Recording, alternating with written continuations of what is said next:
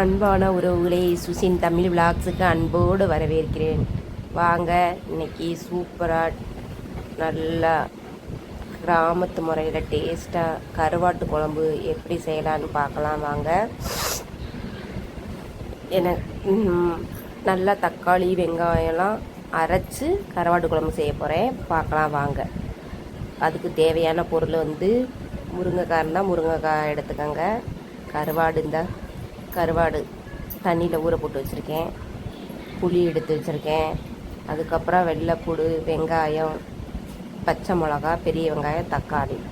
இப்போ மசாலா அரைக்கிறதுக்கு என்னதுன்னா பெரிய வெங்காயம், ஒரு வெங்காயம், பெரிய வெங்காயம், 2 தக்காளி, 4-5 வெள்ளைப்பூடு, அது கூட கொஞ்சமாக 1 ஸ்பூன் மஞ்சள் பொடி போட்டு தண்ணி ஊற்றாமல் பேஸ்ட்டாக அரைச்சி எடுத்துக்கோங்க.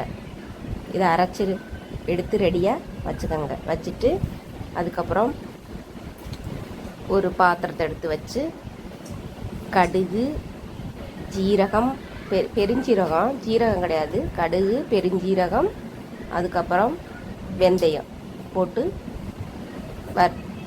தாளிக்க போட்டுக்கோங்க. போட்டுட்டு அது கூட சின்ன வெங்காயம் குழம்புக்கு நறுக்கி வச்சுருக்கேன். சின்ன வெங்காயம் குழம்புக்கு தாளிக்கும் போது சின்ன வெங்காயம், வெள்ளைப்பூடு, பச்சை மிளகாய் போட்டுக்கோங்க. போட்டு நல்லா வதக்கிட்டு அது கூட கருவேப்பிலை போட்டுக்கோங்க.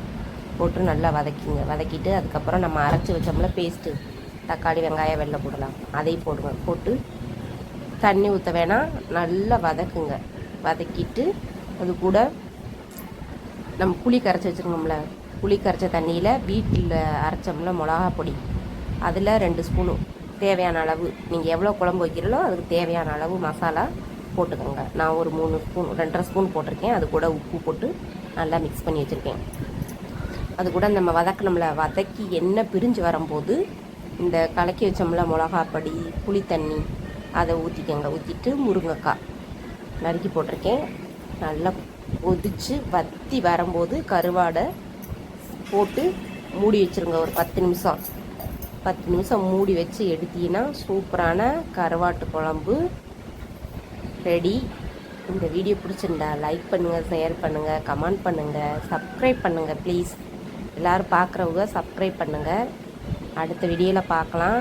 இந்த வீடியோ பார்த்துட்டு எப்படி இருக்குன்னு சொல்லுங்கள். கருவாடு போட்டு பார்த்தீங்களா எவ்வளோ அழகாக இருக்குன்னு பாருங்கள். கருவாடு உடையாமல் இருக்கு பாருங்கள்.